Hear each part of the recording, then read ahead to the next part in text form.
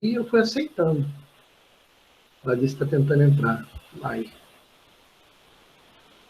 Vou fazer o seguinte, um amigo meu me ensinou um macete de atualizar a página. Aparecer, vamos ver se vai dar certo, tá? Vou atualizar aqui.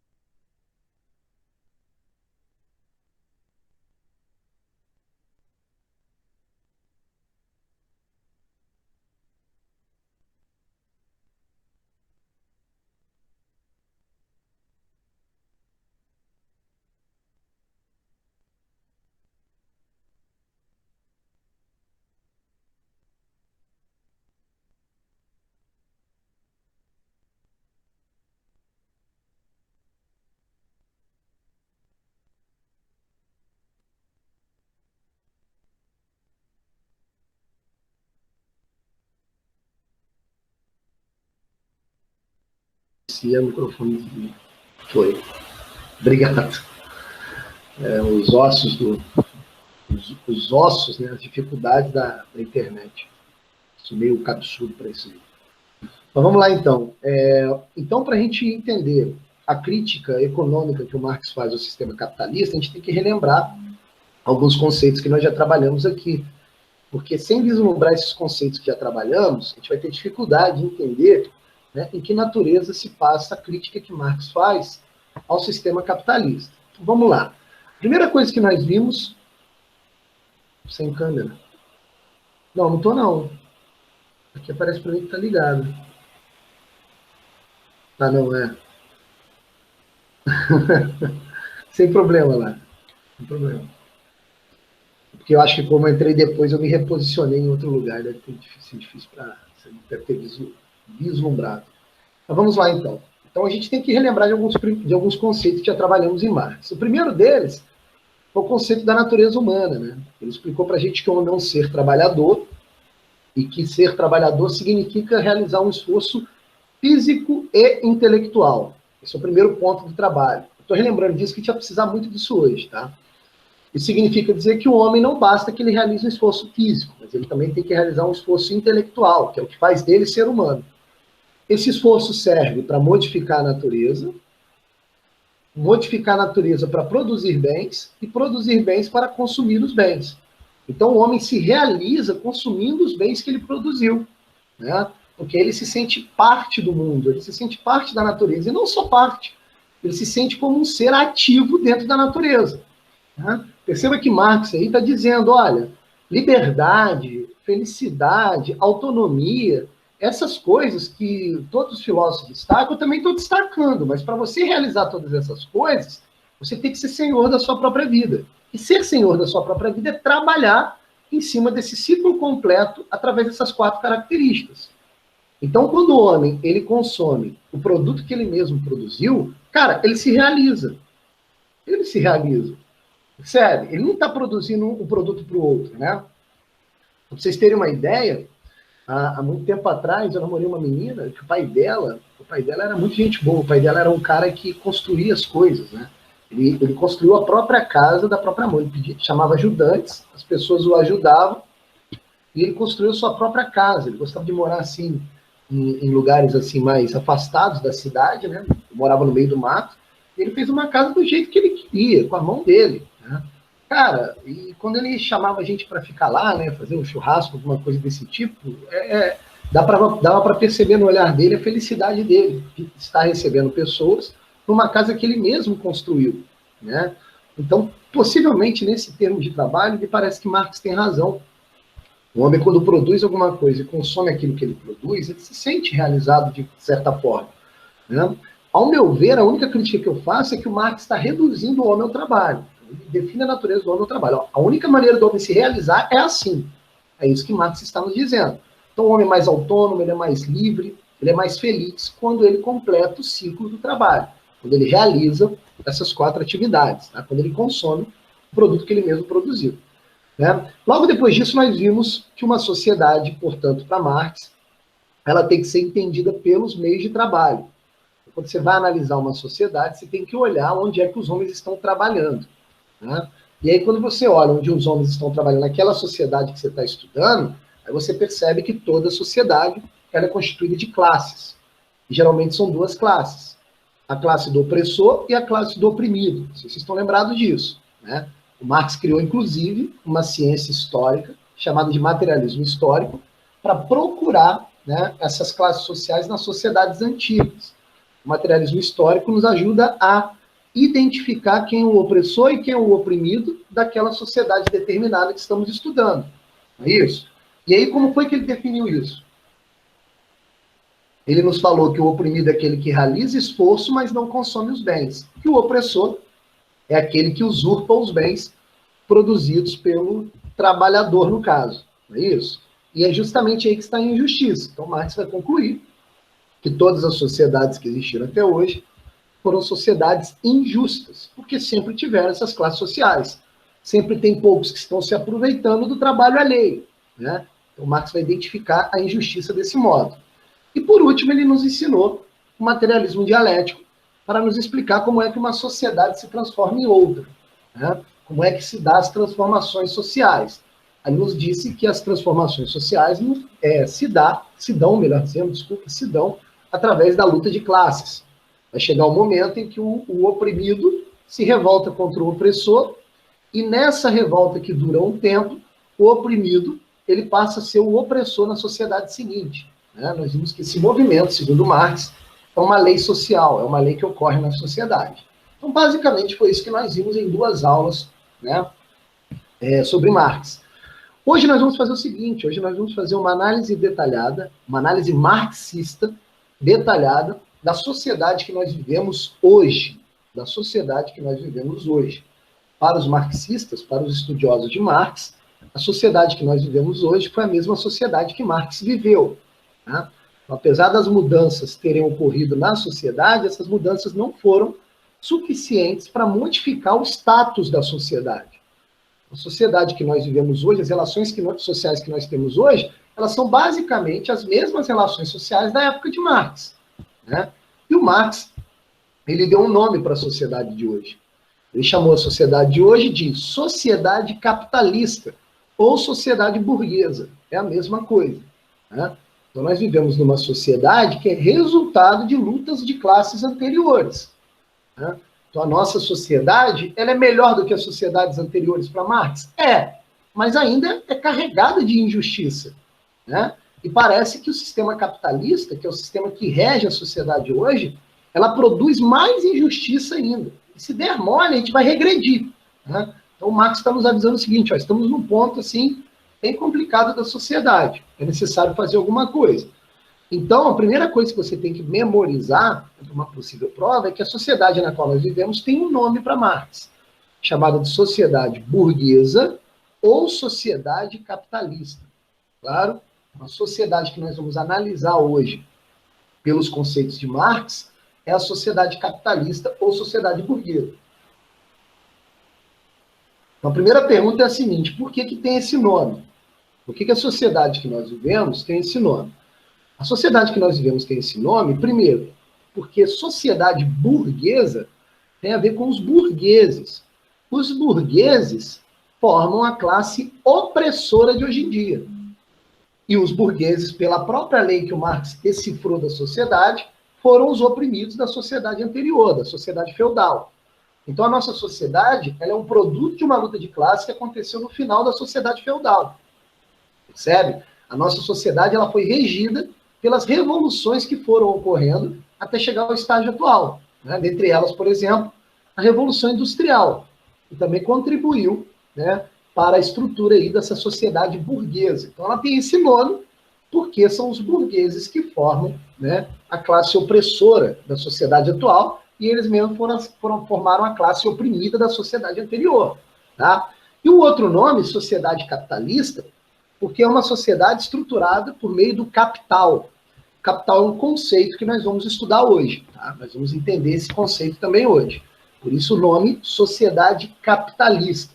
Então, eu quero que vocês aproveitem a aula de hoje para vocês entenderem as críticas que a esquerda geralmente faz à sociedade atual, ao modelo de sociedade atual, ao sistema capitalista, tá joia?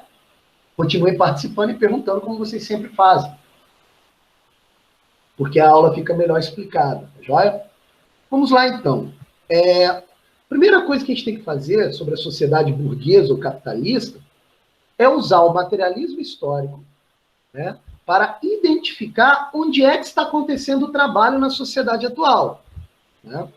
E na sociedade atual, o trabalho ele está acontecendo de forma majoritária, ou seja, em sua maioria, dentro da indústria. Indústria. Então, olha só, nasceu um novo meio de trabalho na sociedade atual. Esse novo meio de trabalho é a indústria. A indústria não existia em sociedades anteriores. A indústria é uma novidade da sociedade burguesa ou capitalista. Percebe? Então, de certa forma, a sociedade burguesa ou capitalista ela também foi formada muito em conta das revoluções industriais, né? Então, a revolução industrial é um fator assim de essência, né? Um fator muito preponderante na formação da sociedade atual. Então, geralmente, quando você olha para a sociedade hoje em dia, você vai perceber que o meio de trabalho que está mais cheio é a indústria. É a indústria. Então, segundo o materialismo histórico, para eu entender o sistema burguês capitalista, eu vou ter de olhar para a indústria. Vou ter de olhar para a indústria. Lembram-se sempre, é materialismo, Marx. Eu não estou interessado muito nas ideias filosóficas que são produzidas hoje em dia. Não é isso que me interessa. O que me interessa são os meios materiais de produção, os meios materiais de trabalho, né? Então, a sociedade burguesa capitalista, ela é uma sociedade na qual o trabalho ocorre dentro da indústria. Então, tem que olhar para a indústria para entender a sociedade de hoje. É aquilo que eu falei na aula passada. O marxista, ao tentar entender a sociedade volta-redondense, cara, ele vai olhar para dentro da CSN. Ele tem que olhar para dentro da CSN. É ali que o bicho está pegando. É ali que o movimento e a estrutura social de Volta Redonda é montada. Então, a indústria é o fator mais essencial de uma sociedade na sociedade burguesa capitalista, tá joia? Mas o que é a indústria? Ó, a indústria é um meio de produção inovador, né? E que fez com que o trabalho rendesse mais em termos de produção. Como assim, professor? Simples. O que caracteriza a indústria? O que caracteriza a indústria é ser um espaço, ou seja, um meio de produção dividido em setores. Dividido em setores. Então, o trabalho, os esforços para produzir as mercadorias, para produzir os bens, acontece dentro dessas repartições dentro da indústria. Então, a indústria é um local que tem maquinário e setores. Isso é uma inovação, né, nos meios de trabalho que existiam antes. Por exemplo, quando você compara a indústria com o campo, cara, a diferença é absurda, né? Como é que funciona o meio de produção no campo? Porra, no meio de produção no campo, primeiro, o cara que mora lá na fazenda e planta as coisas para vender, ó, ele mora dentro do próprio meio de trabalho, dentro do próprio meio de produção. Percebe? Já tem uma relação ali muito mais íntima com o trabalho. Ó, a indústria não. A indústria, o cara sai de casa para ir para a indústria. Já tem uma relação mais afastada, uma relação mais alienada, que já a gente vai falar também hoje sobre o conceito de alienação. Então perceba que a indústria é uma inovação em todos os sentidos. Quer ver outra novidade da indústria? Ó, na indústria, você entra para se relacionar com desconhecidos. Vão ser os seus colegas de trabalho. Então, ali você tem que se inteirar em novas regras que participam daquela indústria. Você tem que estar sempre se adaptando à indústria. Você tem que estar realizando sempre um esforço maior. Percebe? Então, a indústria modificou em muitas relações sociais. O Marx percebeu isso. Então, como o materialismo histórico nos obriga a olhar com o olhar marxista para dentro da indústria, é dentro da indústria que nós vamos achar quem é o opressor e quem é o oprimido. Você vê a questão? É dentro da indústria que eu vou ter que identificar quem é o opressor e quem é o oprimido. E aqui tem uma informação que você tem que decorar. Você tem que decorar. Eu acho que as pessoas meio que já decoram isso no senso comum, porque muitas professores já deram aula sobre Marx, mas é necessário repetir aqui. Quem são os opressores e quem são os oprimidos dentro da indústria? Ó, os opressores são os donos da indústria. São os donos dos meios de produção. Né? O Marx vai dar, né, dois nomes para essa primeira classe, para a classe dos opressores. Ele vai falar que a classe dos opressores no sistema capitalista, no sistema burguês, eles são chamados de ou classe dos capitalistas ou classe dos burgueses. Ou ainda classe dos grandes proprietários. Sério? Então, capitalista, burguês ou grande proprietário se tornam sinônimos na filosofia e pensamento sociológico marxistas. Percebe a questão? Então, quem é a classe de opressores? Qual é a classe de opressores no pensamento marxista, dentro do sistema capitalista? Seriam os grandes proprietários burgueses capitalistas. Então, toda vez que alguém fala burguês, capitalista ou grande proprietário, está falando da mesma coisa. Está falando de pessoas que formam a classe dos opressores. Então, seriam os donos das grandes indústrias, os donos das grandes empresas. Sabe a questão? São eles os opressores, né, principais de uma sociedade. Joia? Geralmente aluno me pergunta, professor, e o médio empresário ou o pequeno empresário? Cara, olha, o Marx ele tinha pouco conhecimento sobre essas pessoas, mas ele vai falar, olha, eles também produzem a desigualdade de algum modo, mas eles não são ponto essencial da injustiça. A injustiça, essencialmente falando, ela é produzida pelos grandes proprietários. Pelos grandes proprietários. O Arthur fez uma pergunta aqui. Vou abrir aqui, eu perdi na hora que apareceu.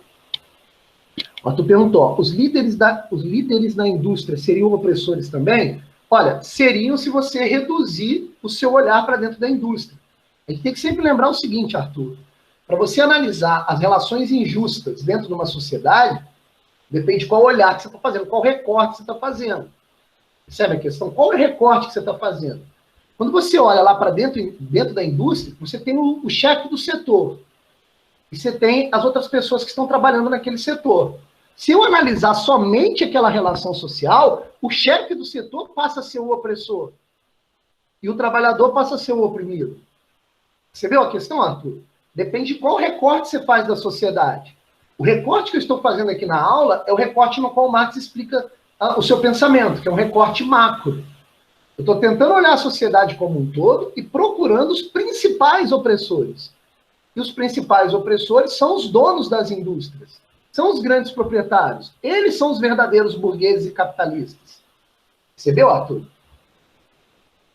É óbvio que dentro de uma estrutura hierárquica de uma indústria, você sempre vai achar opressores e oprimidos nessas relações.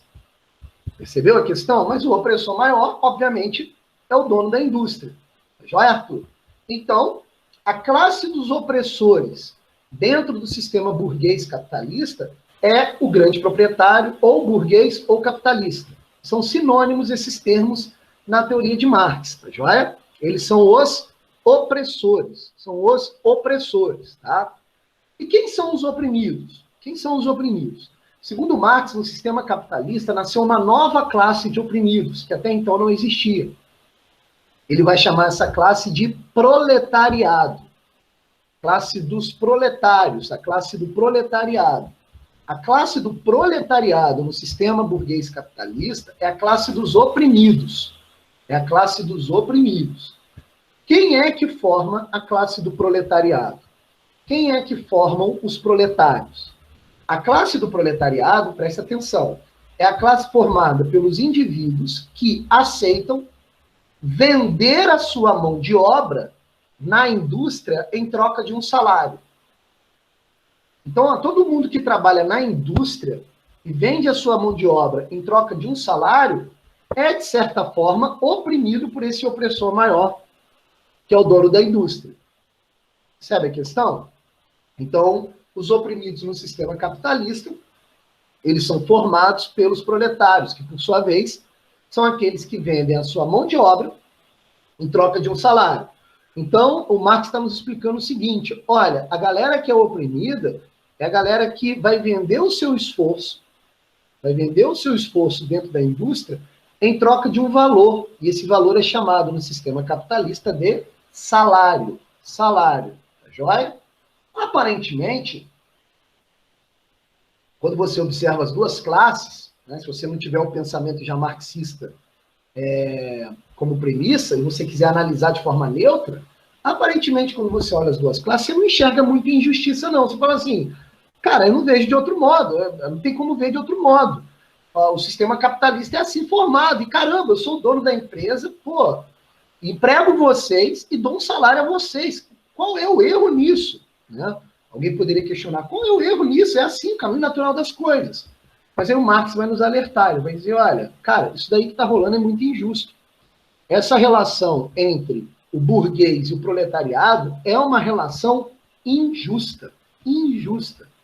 Por que injusta? Por que injusta? Vou prestar muita atenção aqui agora para não fazer confusão entre os termos. Cara, eu já vi até professor já fazendo confusão entre esses termos. Esses termos têm que ficar claro para vocês, tá? Por que essa relação é injusta? Presta atenção. Essa relação entre o burguês, capitalista, grande proprietário, com o proletariado, essa relação é injusta porque ela é permeada, ou seja, ela é estruturada por aquilo que Marx chama de mais-valia. Mais-valia. Olha o que o Marx está defendendo como tese. A tese que o Marx está defendendo é a seguinte, olha, no sistema capitalista, na sociedade burguesa capitalista, existia um negócio chamado mais-valia, que sempre existiu nas sociedades anteriores, mas agora ficou mais evidente, e essa tal de mais-valia estrutura a injustiça existente entre o burguês e o proletariado. Então, o que vai reger a injustiça na relação dessas duas classes, entre o opressor e o oprimido, é a tal da mais-valia. Mais-valia. Então, pelo amor de Deus, a gente tem que entender o que é mais-valia. Tá? A gente tem que entender o que é mais-valia. Olha o nome que Marx deu para isso. Mais-valia. Mais significa excesso, aquilo que está a mais. E valia, valor. Então, Marx está percebendo na relação entre o burguês e o proletariado um valor excedente, um valor que sobra. Um valor que sobra. Que valor é esse que sobra que Marx está identificando como mais-valia? Marx vai dizer que acontece o seguinte, olha só. Quando o burguês contrata o proletariado para trabalhar dentro da sua indústria, esse proletário, esse trabalhador, né, esse proletário, esse cara que vai vender a sua mão de obra, ele exerce um esforço pela mão de obra que totaliza um determinado tempo por dia. Então, sei lá, o cara trabalha 12 horas por dia. 12 horas por dia. Prestando atenção. Ele trabalha 12 horas por dia. Esse esforço de 12 horas por dia, quando chega o início do próximo mês ou final do mês, e o burguês vai pagar o salário, o burguês nunca paga o salário de 12 horas por dia trabalhadas. O que vai acontecer? Vai existir aí um valor excedente entre o esforço utilizado pelo trabalhador, pelo proletariado, e aquilo que ele produziu nessas 12 horas. E aquilo que ele produziu nessas 12 horas. O que eu quero dizer com isso? Presta atenção. Imagine um grande proprietário de uma indústria que fabrica portas de madeira. Portas de madeira. Fornece portas de madeira para o país inteiro. A indústria é enorme. Né? Olha só que interessante. Qual é a grana investida pelo grande proprietário? Ele vai ter que investir no maquinário, na manutenção do maquinário, no local, na limpeza e no salário. Só que olha o que o grande proprietário faz. Ao invés do grande proprietário pagar o salário integral para o trabalhador de todas as horas que ele trabalhou, o grande proprietário, o que ele faz? Ele usurpa parte desse valor que era para ter sido pago. Para quê? Para ganhar depois, né, como uma espécie de lucro ou capital advindo do produto vendido. Então, por exemplo, cada porta que eu produzo na minha indústria, tem valor real, ou seja, ele saiu pelo preço que saiu do meu bolso de X. Só que na hora que eu vendo por 10X. Percebe a questão? Eu vendo por 10X. Só que olha que interessante. Esse X, que é o valor real da porta que já vai ser vendido, já está descontado dele ali tudo que eu já paguei para todos os funcionários. Só que quando eu vou vender a porta, vai sobrar ali um excedente que eu usurpei das horas trabalhadas pelo trabalhador. Então, se o trabalhador trabalha 12 horas, eu pago para ele em salário apenas 6 horas. Mas, professor, de onde veio o esforço das outras 6 horas do trabalhador? Esse esforço que eu não paguei, é a mais-valia. É ali que vai ser regida toda a relação entre o grande proprietário e o proletariado. Percebe a questão? Então, o que é a mais-valia? A mais-valia é o valor que eu não pago para o trabalhador por um número determinado de horas que ele trabalhou. Então, de certa forma, eu estou me aproveitando do esforço do proletariado. Esse valor que eu não pago é o valor que rege todo o capitalismo. Então, na verdade, pelo olhar do proletariado, ele está trabalhando muito, produzindo muito, mas o salário que ele recebe nem de longe obedece àquele valor que ele trabalhou. Então, ele está tendo um esforço roubado pelo grande proprietário. Percebe a questão? Esse esforço roubado é a mais-valia. É isso que está regendo todo o sistema capitalista. A Maria Eduarda Lemos pergunta, seria o lucro? Não, não é o lucro. A mais-valia ainda não é o lucro. O lucro, Maria Eduarda, vai ser retirado da mais-valia. O que eu quero dizer com isso?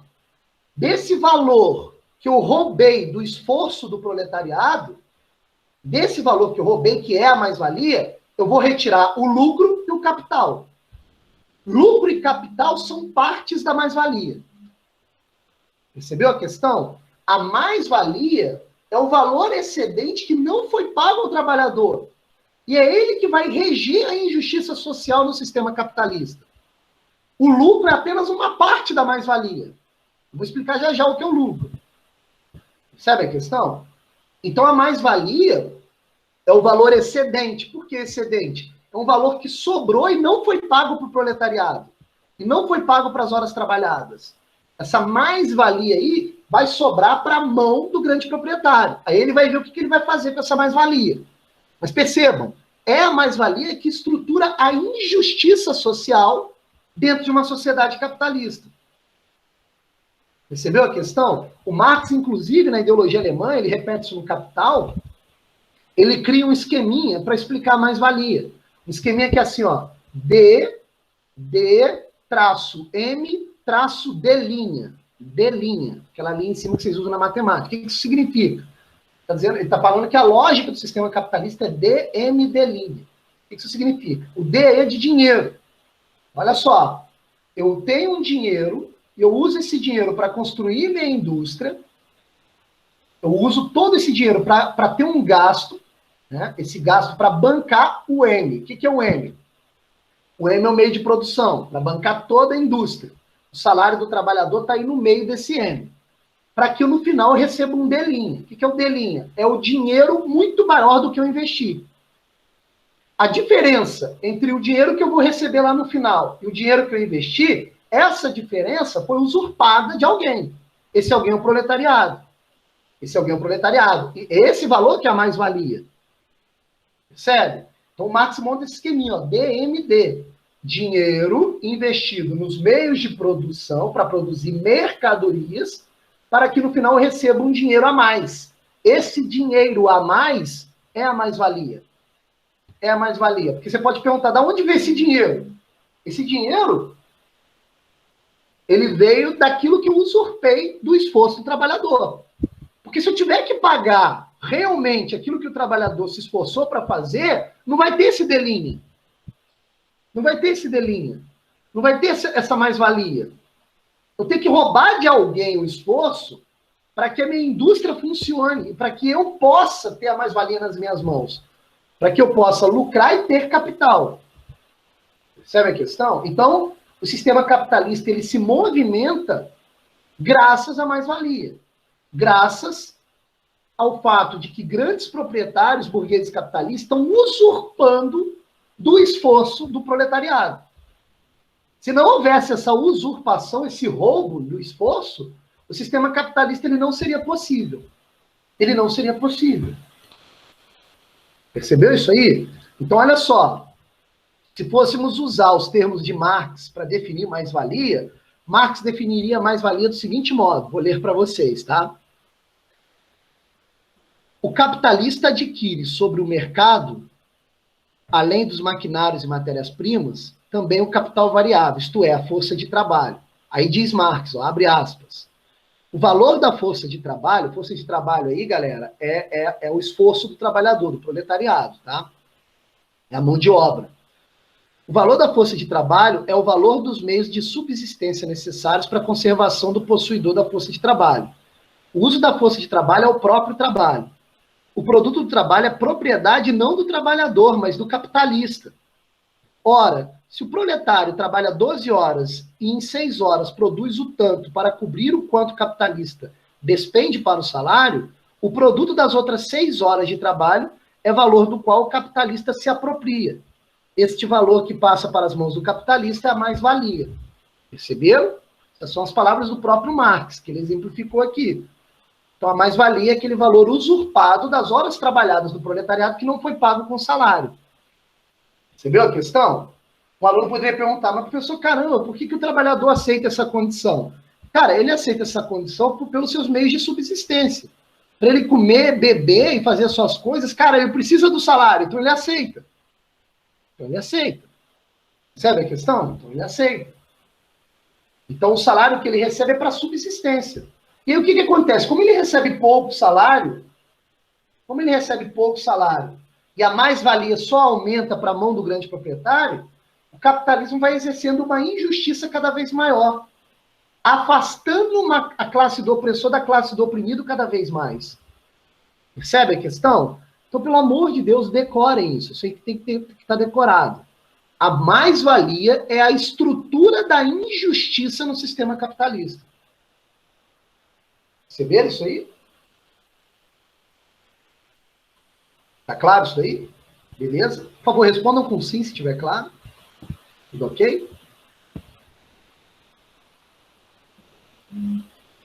Beleza, obrigado. Continuando, então.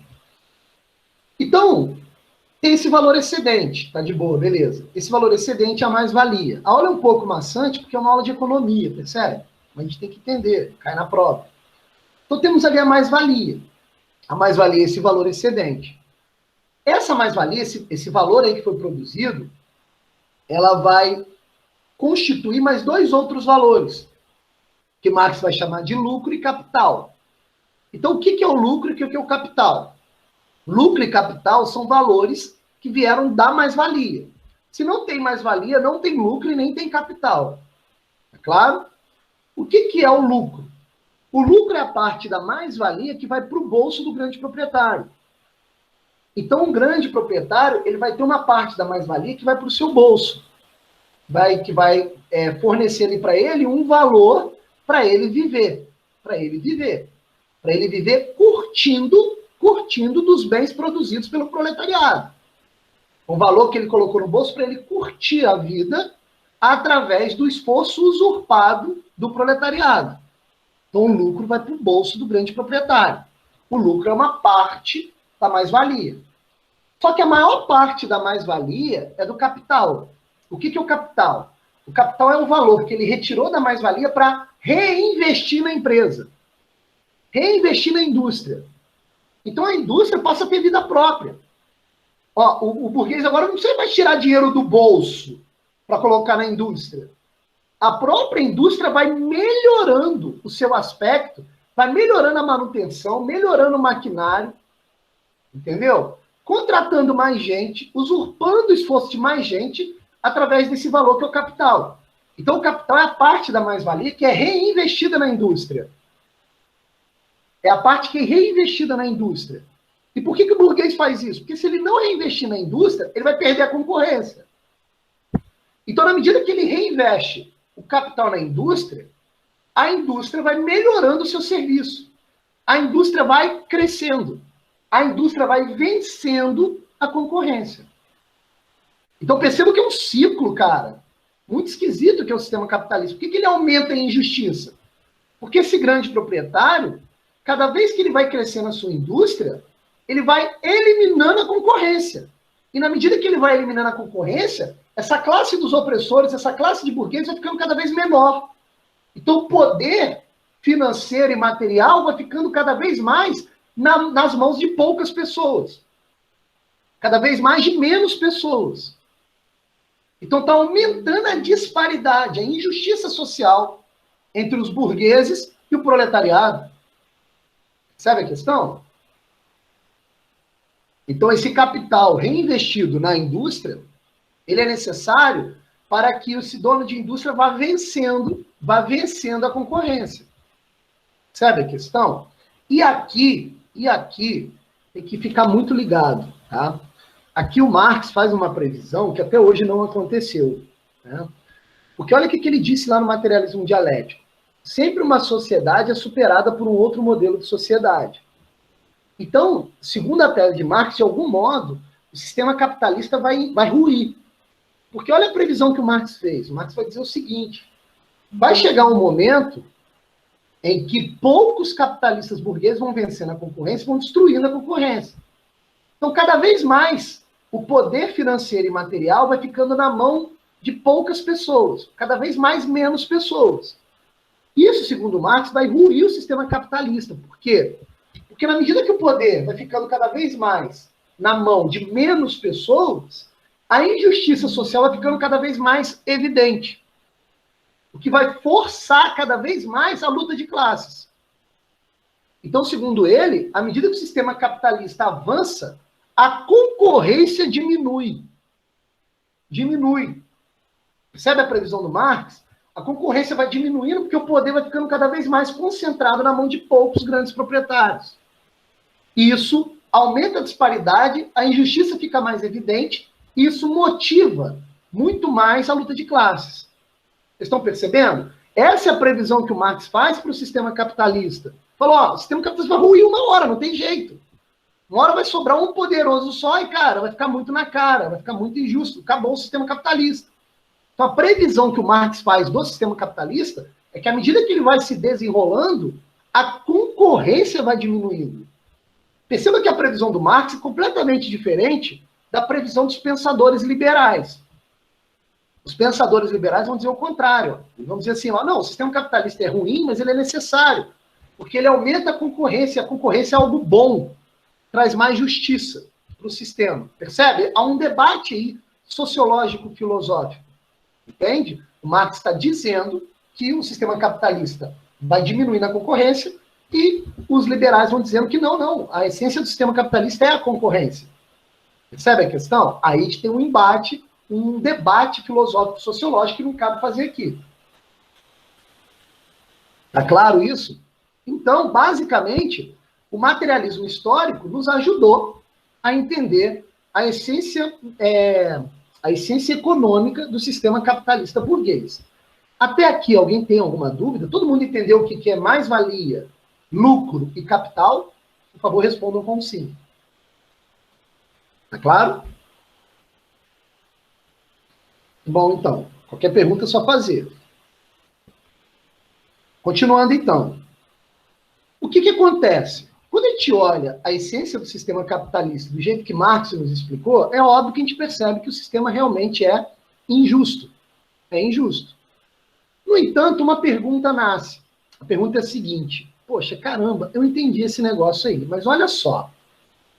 Por que o proletariado não percebe a injustiça que está ao seu redor? Por que o proletariado aceita vender a sua mão de obra barata em troca de um salário, merreca? Por que ele aceita isso, cara? Por que ele aceita? Por que ele não se revolta contra o grande proprietário? Aí Marx nos responde, ele vai dizer o seguinte: olha, o proletariado não percebe a injustiça social porque ele está alienado. Alienado. Perceba aqui um conceito vital de Karl Marx, que é o conceito de alienação. Alienação. Observe a palavra alienação. A palavra alienação, que hoje é usada de qualquer jeito, né, é uma palavra que tem um prefixo alien. Alien significa estar fora de. Né? Então, alienação é o processo que acontece com o indivíduo, que faz o indivíduo estar fora de alguma coisa, estar fora da realidade. Né? Aliás, é por isso que a gente chama, gosta de brincar quando a gente vê uma reportagem sobre um objeto não identificado, né, no espaço, A gente fica imaginando que pode ter um ser vivo ali dentro. A gente chama esse ser vivo de alienígena. Por quê? Porque é alguém que está fora da nossa realidade. Percebe? Então, o prefixo alien aí significa estar fora da realidade. O que isso tem a ver com Karl Marx? Tudo. O Marx vai usar esse termo para designar um conceito muito importante em seu pensamento. É o conceito de alienação do trabalho. O que o Marx vai dizer? Marx vai dizer o seguinte, olha, o proletariado não percebe a injustiça social, ele não percebe porque ele está alienado. Alienado. O que isso significa? Significa dizer que ele trabalha dentro da indústria, ele realiza o seu esforço dentro da indústria, ele produz bens dentro da indústria, mas ele está, ao mesmo tempo, alienado da indústria. Ele está fora do mecanismo da indústria. Ele está fora do entendimento verdadeiro do seu próprio esforço. Ele está fora porque ele não compreende o valor verdadeiro daquilo que ele está produzindo. Ele não compreende o valor verdadeiro do bem que ele produz. Então ele está fora, de algum modo, da indústria. Ele está lá dentro da indústria trabalhando. Mas olha só, psicologicamente, intelectualmente, ele está fora da indústria. Por quê? Porque ele não percebe o valor real do seu esforço e ele não percebe o valor real do bem que ele está produzindo. Ele está separado da essência da indústria. Ele é uma parte integrante da indústria, mas ele mesmo não é autônomo dentro da indústria. Então ele é alienado, caramba. Percebe a questão? A Maria Eduarda pergunta, alienação para Marx só acontece no trabalho? Não, acontece em diversas instâncias. Só que a gente tem que lembrar que para o Marx, a essência da sociedade é no trabalho. Então, se você quiser identificar a principal alienação pelo olhar de Marx, a principal alienação está no meio de produção. Está dentro da indústria. Mas é óbvio que ele vai dizer que existem outros tipos de alienações, tá? Isso teve alguma influência do Fordismo? Sim. Sim. Olha só, se você pegar o sistema de produção fordista, né, do Fordismo, você vai ver que todos que ali trabalham são alienados. Se você fizer uma análise marxista sobre o Fordismo, fala assim, caraca, isso daí é pura alienação. Isso é pura alienação. Por quê? Se o Fordismo produz mercadoria dentro de setores onde cada pessoa produz uma parte daquele bem final que será produzido, então esse trabalhador está alienado do produto final. Percebe a questão? Vamos imaginar aqui um negócio só para a gente tentar entender esse conceito. Vamos imaginar um exemplo. Vamos supor que eu trabalhe numa indústria automobilística, tá? Para fazer um paralelo aí com o Fordismo e com os conceitos de Marx. Eu trabalho numa indústria automobilística. E o meu trabalho é fixar portas no chassi do carro, cara. Meu trabalho é esse. Ó, todo dia eu acordo de manhã, eu vou para a indústria, eu pego a porta e pego a porta e coloco no chassi do carro. Meu trabalho é esse. Então, eu realizo sempre esse esforço. Ó. Pega a porta, parafusa a porta no carro. Pega a porta, parafusa a porta no carro. Olha só que interessante. Esse trabalho repetitivo, esse esforço repetitivo que eu estou exercendo, não me faz ter a compreensão intelectual, de duas coisas. Primeiro, do produto final.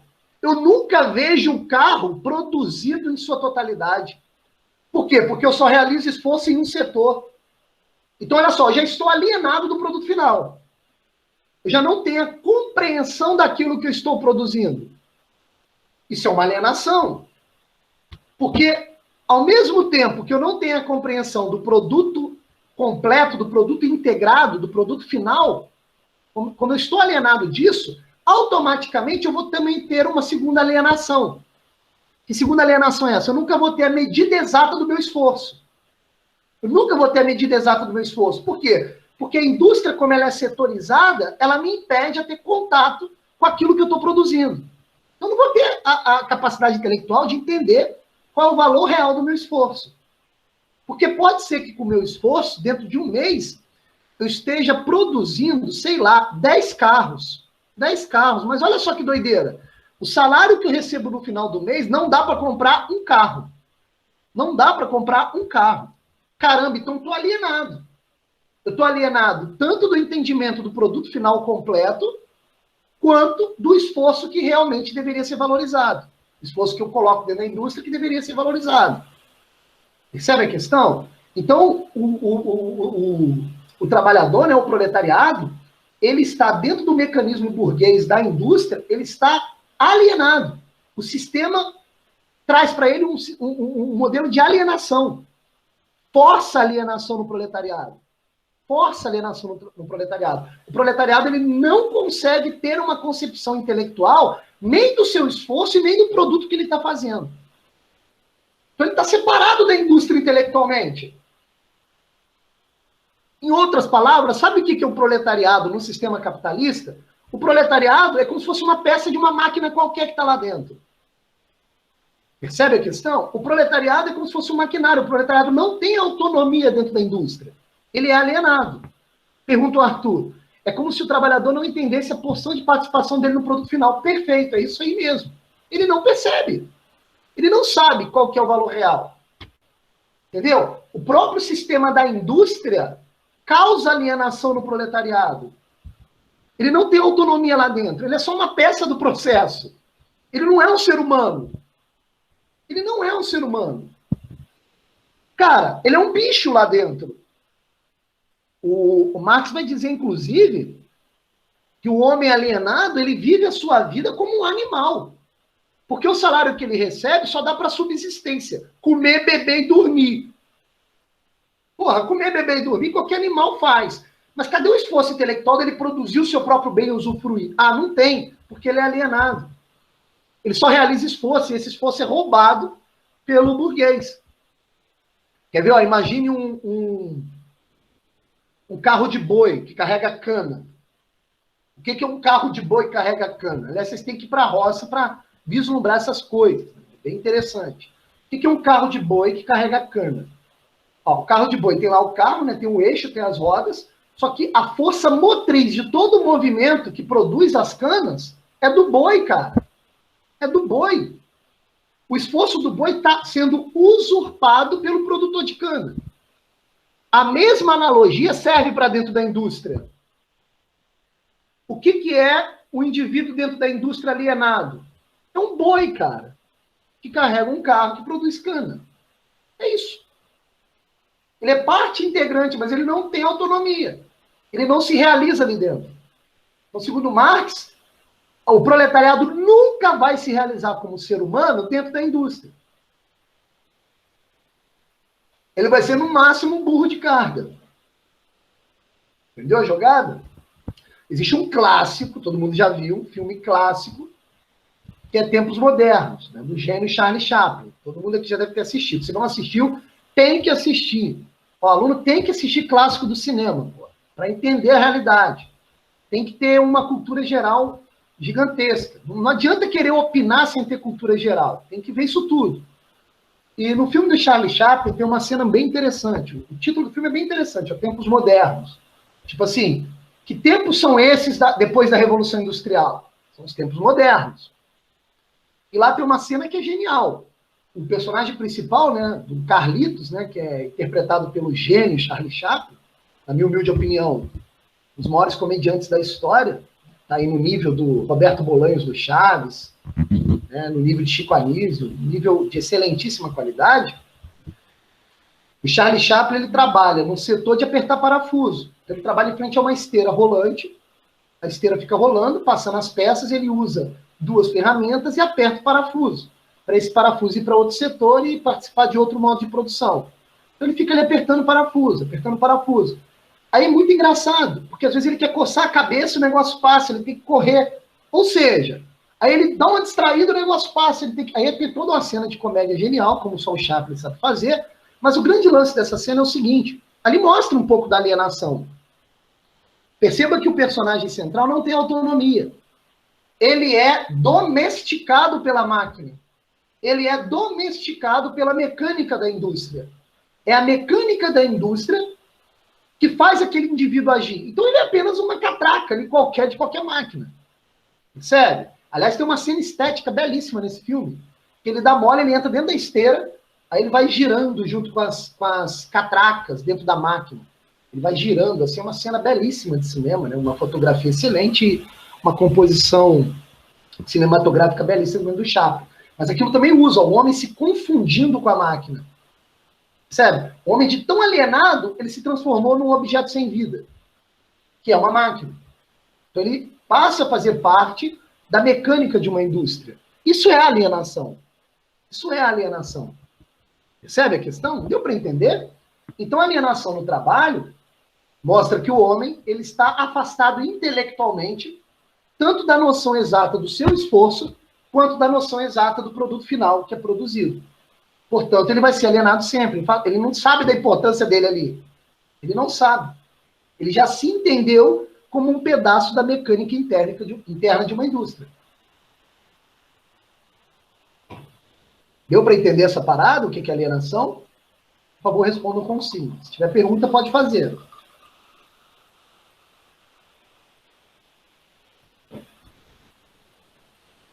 Se já entenderam, podem responder sim, só para eu saber, tá?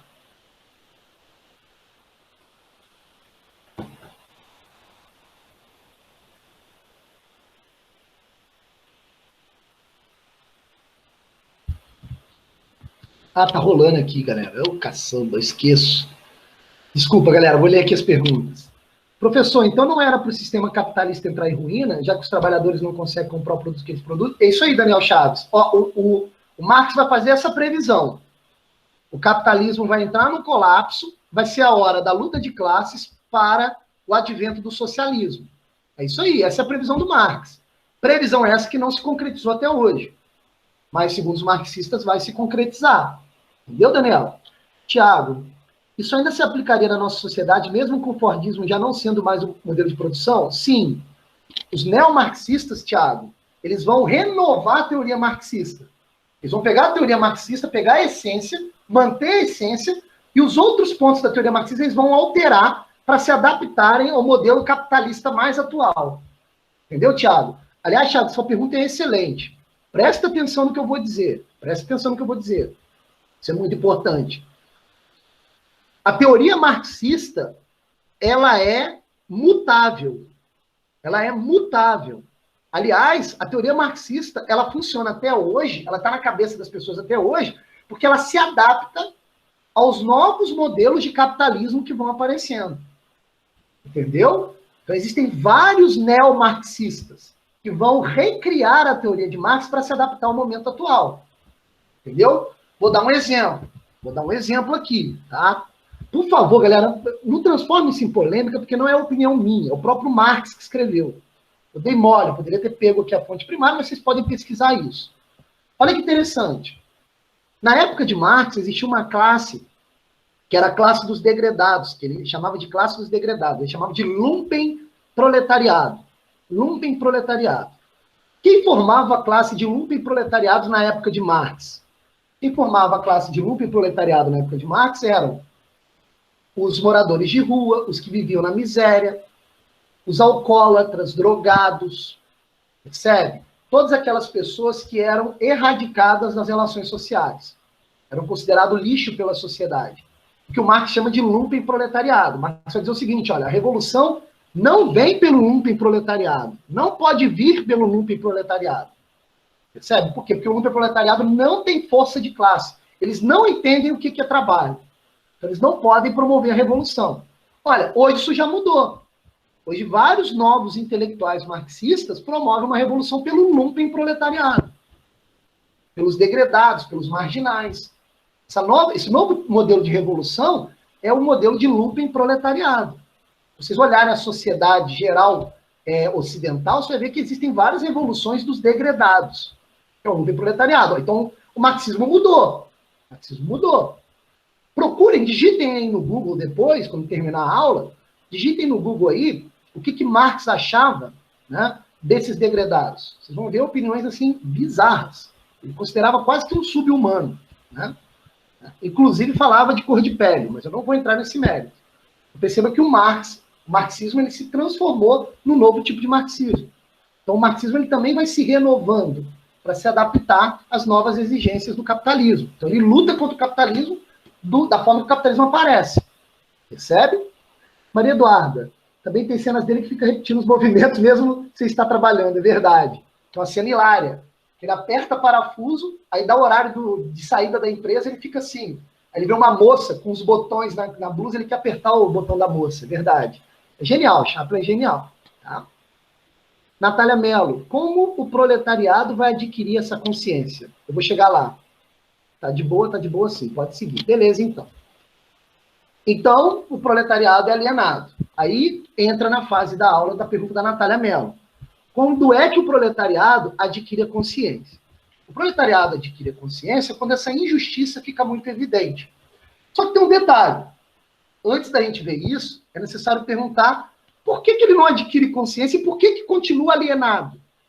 Ele continua alienado por uma força da ideologia. Um conceito que eu já meio que adiantei para vocês em aulas passadas, mas eu tenho que repetir aqui agora. Ideologia. O que é ideologia? Ideologia é um sistema de ideias produzida pela classe dominante para mascarar a injustiça social. Então, a classe dominante, que são os burgueses, eles produzem uma série de ideias que permeiam as relações na sociedade e que visam mascarar essa injustiça social. Então, é a ideologia que auxilia a manutenção da alienação. Então, a alienação ela permanece graças à efetividade da ideologia. Então, segundo Marx, nós não podemos analisar as ideias para compreender a sociedade, porque geralmente as ideias das sociedades são produzidas pela classe dominante. E essas ideias que formam a ideologia mascaram a injustiça social, fazem a manutenção da alienação. O indivíduo permanece alienado. Ó, pode ser, olha que doideira, pode ser que um proletário saia da indústria meio bravo, ele tenha percebido alguma injustiça lá dentro da indústria. Tão logo ele sai bravo da indústria, caramba, ele vai pegar o seu salário e comprar coisas que às vezes ele nem precisa. Então ele cai na lábia do consumismo. O que é o consumismo? É uma ideologia. É uma ideologia que faz você gastar o seu pouco salário em coisas que você não precisa. É um tipo de ideologia. Quem veicula essa ideologia? O grande proprietário, o burguês. Percebe a questão? É um tipo de ideologia. Quer ver outro tipo de ideologia? Cara, eu tô revoltado de trabalhar naquela indústria, o salário é muito pouco, e caramba, toda vez eu tenho que trabalhar mais e mais. Hoje, ontem eu passei do horário do meu trabalho. Caramba, ele tá achando que a gente é escravo, tá achando o quê? Aí chega domingo, o cara vai na igreja. Aí ele vai na igreja e o padre diz assim, olha, o paraíso não é desse mundo, é de outro mundo. Tenha paciência e fé, meus irmãos. Aí ele sai de lá calmo. Ó, segundo Marx, o que a igreja fez? Fez o trabalho da ideologia. O que é religião para Marx? Um sistema de ideias que visa mascarar a injustiça social. Ó, por isso que todo mundo de esquerda faz uma leitura da religião como um conto, uma historinha, um conjunto de ideias que visa mascarar a realidade. Vocês estão entendendo? Que visa fazer a manutenção da alienação. A igreja aliena. Lembra? A religião é o ópio do povo. Entendeu? Ai, caramba, eu tô revoltado, não dá mais. Porra, não dá mais. O meu marido, cara, ele me trata como escravo. Sua esposa dele me trata como escrava. Mas logo depois, cara, você é adequado dentro da ideologia patriarcal. Aí você começa a acreditar, não, mas ele é um homem da casa, ele deve reinar a casa. Aí você é escrava daquela ideologia e aceita passivamente. Percebe? Isso é uma ideologia. Então, Marx está nos alertando, ó. Existe um conjunto de ideias que paira na sociedade que só tem um objetivo: mascarar as injustiças sociais. Então, isso faz a manutenção da alienação. Mantém a alienação de algum modo. Vocês estão percebendo? Então, o trabalho de alienação não fica dentro da indústria. Ele perpassa todas as relações sociais através das ideologias. Quer ver outro exemplo que o Marx fala? O Estado. O Estado é a elite governamental de uma sociedade. O Estado, ao invés de produzir leis e fazer a obrigação das leis em favor do proletariado, o Estado faz leis, o Estado capitalista faz leis para proteger o grande proprietário. Entendeu? Ó, quer ver? Ó, o Marx fala disso. Qual é a finalidade da força policial? A força policial, a finalidade dela é trazer segurança às propriedades privadas. Quem é o dono das propriedades privadas? O grande burguês, caramba. Então, de certa forma, a polícia está ali para proteger o burguês. Percebeu a questão? É por isso que todo pensador de esquerda vai criticar esses pontos, falando que isso é tudo ideologia, a gente tem que lutar contra isso aí. Entendeu? Agora, olha como é que o marxismo foi mudando. E se Marx defendia o fim da religião na sua época, hoje você tem marxista que não defende o fim da religião. Ele defende que intelectuais marxistas de esquerda devem entrar dentro da religião e modificar a religião de dentro para fora, para que a religião também tenha um viés revolucionário. Vou dar um exemplo. A teologia da libertação dentro do cristianismo católico. A teologia da libertação é uma visão marxista da Bíblia. Jesus Cristo já não é um ser espiritual, um Deus. Jesus Cristo é um revolucionário. Percebe a questão? Então, por isso que é muito comum, em debates políticos, trabalhar em Jesus Cristo como modelo revolucionário. A esquerda sempre trabalha em Jesus Cristo como modelo revolucionário. Uma visão marxista da religião, que os neomarxistas fazem isso. Percebe a questão? Então, olha só, quando é que o trabalhador vai tomar consciência? Ele vai tomar consciência quando ele tiver o auxílio de um intelectual de esquerda, de um intelectual que percebeu a realidade inteira. Como Marx, por exemplo, está propondo sua revolução. Ele está dizendo assim no Manifesto Comunista. Por que ele escreveu esse livro? Para esse livro ser distribuído para todo o proletariado na época, o proletariado lê, a linguagem é fácil, lê e fala assim, caraca, estávamos alienados, estávamos escravos de uma ideologia, vamos revolucionar agora. Percebe a questão? Se eu não me engano, a última frase do livro, vou ver se eu estou certo, a última frase do livro é emblemática. Ó, Marx diz assim, olha aqui que é a bibliografia. Espera aí, aqui é o pós-fácil. Aqui, ó, olha a última frase do livro. Proletários de todo o mundo, univos. Univos. Olha só, isso deve ser entendido a partir da rica diversidade de gênero, sexual, étnico e racial que compõe o sujeito da revolução. A última frase do livro é um convite à revolução. Ó, agora, olha só como é que vocês estavam alienados. Vamos destruir a ideologia, vamos revolucionar agora. Pegar em armas e tomar o poder. É isso que Marx vai defender. Então, olha só, olha só. Então, o homem só toma consciência da injustiça social, só sai da alienação com o auxílio de um intelectual de esquerda. E o intelectual de esquerda, nesse momento, é o próprio Marx. Entendeu a questão? É essa que é a jogada. Então, se fôssemos traçar, para terminar a aula, já está terminando, se fôssemos traçar uma diferença entre o Marx e os neomarxistas, a diferença é a seguinte: para Marx, a luta de classes, a revolução, acontece no plano material. Ó, a gente vai pegar em armas e promover a revolução. É uma revolução necessária. A gente vai sofrer, mas é necessário para instaurar a ditadura do proletariado no socialismo. Os neomarxistas já fazem diferente. Eles não vão promover a revolução na infraestrutura. Eles vão promover a revolução na superestrutura. Lembram disso? Eles vão promover a revolução na ideologia. Então, os novos marxistas, o que eles fazem? Eles não vão querer pegar em armas. Eles vão promover novas ideias marxistas que vão penetrar nas relações sociais, no sistema ideológico, né, do burguês e modificar as ideias de dentro para fora. Então, a revolução é muito mais cultural hoje. Marx não acreditava na revolução cultural. Os neomarxistas já acreditam.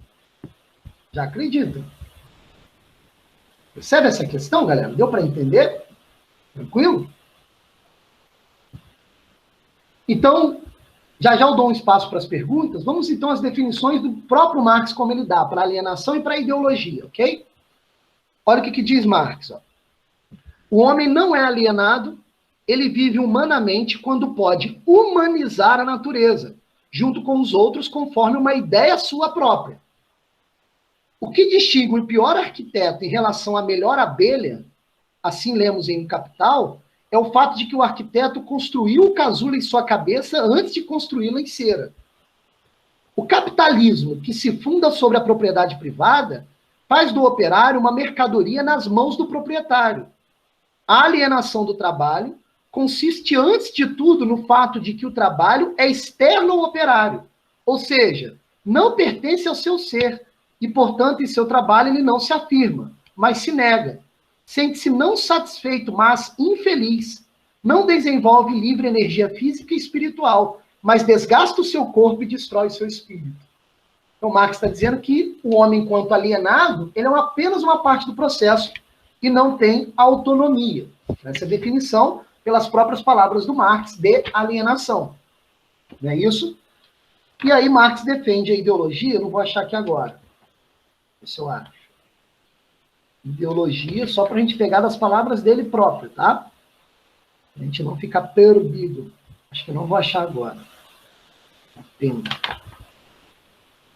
Não tem problema não, tá? Não achei não, mas ideologia seria um conjunto de ideias que visa mascarar a realidade e que faz a manutenção da alienação. Sabe a questão? Então o trabalhador ele só vai tomar consciência da injustiça quando ele tiver o auxílio de um intelectual de esquerda que tenha percebido a injustiça e tirado ele da alienação e destruído de alguma forma a ideologia. Percebeu a questão? Diante disso, então, galera, gostaria de saber se vocês têm alguma dúvida. A hora é agora.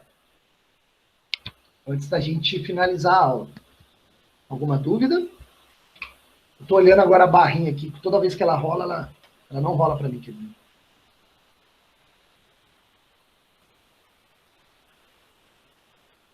Alguma dúvida?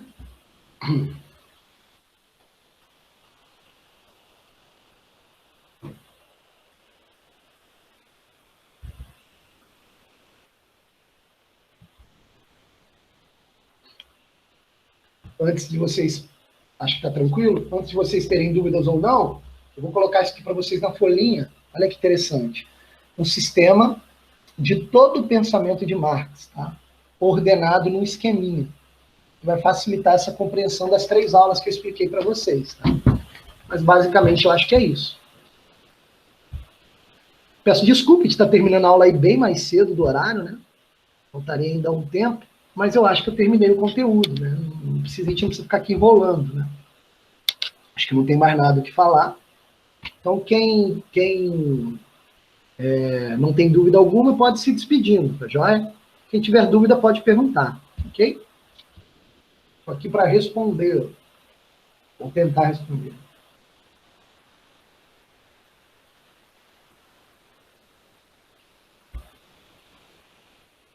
Diga, Natalinha. Posso falar pelo microfone? Melhor ainda. Então, eu tenho uma pergunta, é mais ou menos relacionada ao que o Thiago falou. Sim. É que a gente vê uma previsão assim para o futuro, as relações de trabalho e economia, a gente vê que cada vez mais a economia está se voltando mais para o setor terciário, né? A indústria está empregando cada vez menos pessoas, né? Porque está cada vez mais mecanizada. E Perfeito. pensamento marxista, assim, aí teriam que haver novos opressores e novos oprimidos, né? Olha só, se você analisar por esse quadro, você vai ver que a previsão marxista não se fundou, ela não se atualizou, ela não ocorreu de fato. Então, para você compreender isso que você acabou de me levantar, que é um quadro novo, não percebido pelo Marx, você vai ter que analisar os novos marxistas. Os novos teóricos marxistas vão ter de readaptar esse marxismo ortodoxo a um novo marxismo para entender esse novo quadro. Então, a pergunta que não quer calar é a seguinte: existem esses novos marxistas? É óbvio que existe. Então, pesquisar esses novos marxistas vai fazer parte de um intelectual de esquerda para compreender como vai se dar a revolução desse novo quadro social que se apresenta no capitalismo. Percebe a questão? Mas cuidado, Nataline, cuidado.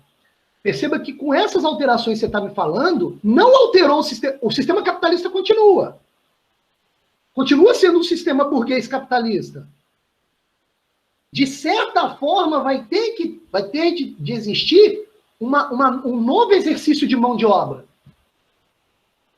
Um novo exercício de mão de obra. O capitalismo ele se reinventa. E a cada reinvenção do capitalismo, o marxismo tem de se reinventar. Então, a gente tem que entender o marxismo muito mais como uma cultura, cara. Uma cultura que persiste no tempo. Né? Eu fico muito bravo, porque eu não sou marxista, acho que é de conhecimento de todo mundo, eu sou o oposto a isso. Mas eu fico muito bravo quando algum conservador, alguém de direita ou algum liberal chega para mim e fala assim, nossa, tem que ser muito idiota para acreditar no marxismo. Mas não.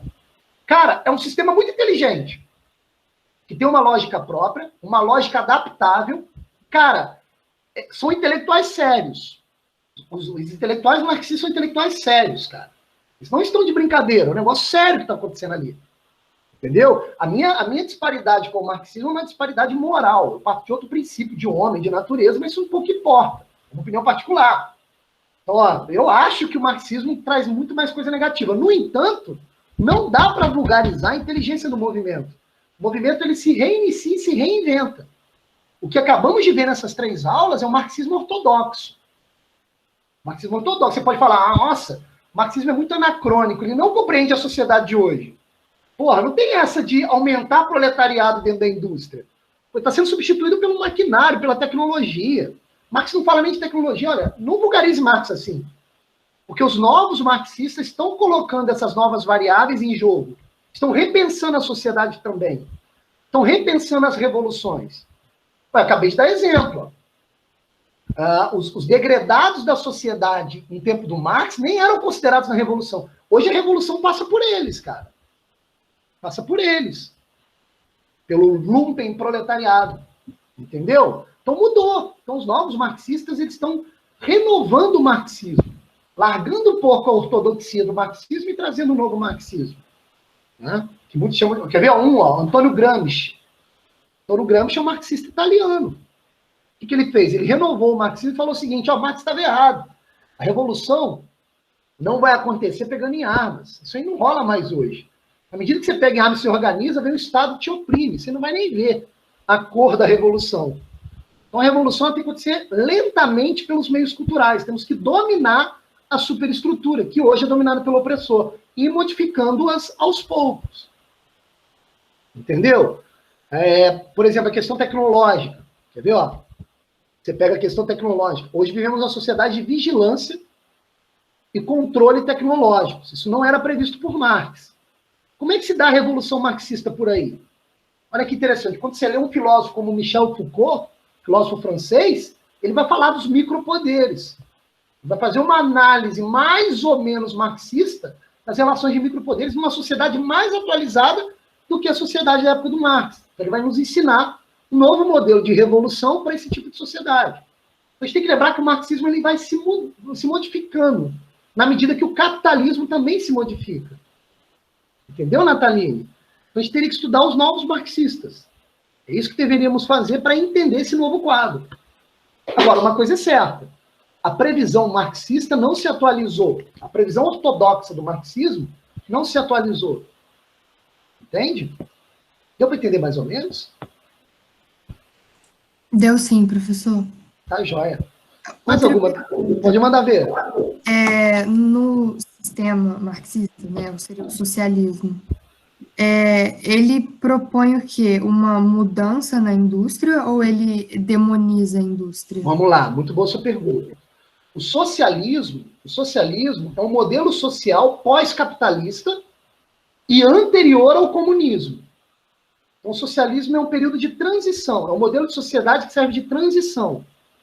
Transição para o comunismo. O comunismo é o paraíso perfeito no mundo material. Comunismo seria um sistema político, social, no qual todos os indivíduos produzem e consomem seus produtos, consomem seus bens. Sem ter nenhum Estado. Não há Estado no comunismo. Todo mundo vive feliz para sempre, se realizando como ser humano, produzindo e usufruindo dos bens. Isso é o comunismo. Só que para chegar no comunismo é necessário antes o socialismo. Estou respondendo a sua pergunta de maneira direta, é aquilo que eu falei na aula passada. O socialismo, ele é um Estado dominado pelo Partido Comunista. O socialismo é um Estado dominado pelo Partido Comunista que vai elaborar a ditadura do proletariado. Então, o proletariado passa a ser a classe dos opressores.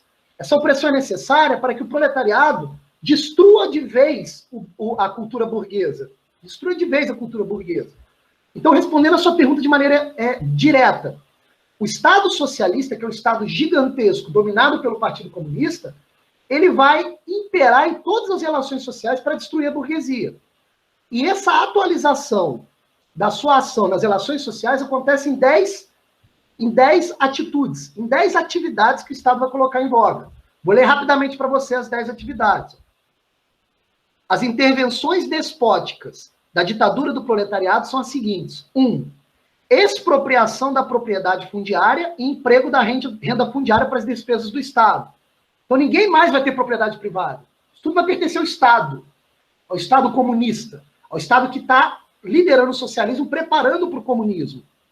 2. Impostos fortemente progressivos, para sugar do burguês. 3. Abolição do direito de sucessão. Então não vai ter mais você deixar os bens para o seu filho. Né? 4. Confisco da propriedade de todos os rebeldes. Então todo mundo que contra o Partido Comunista, o Estado Socialista, vai ter os seus bens tomados, né? Confiscados.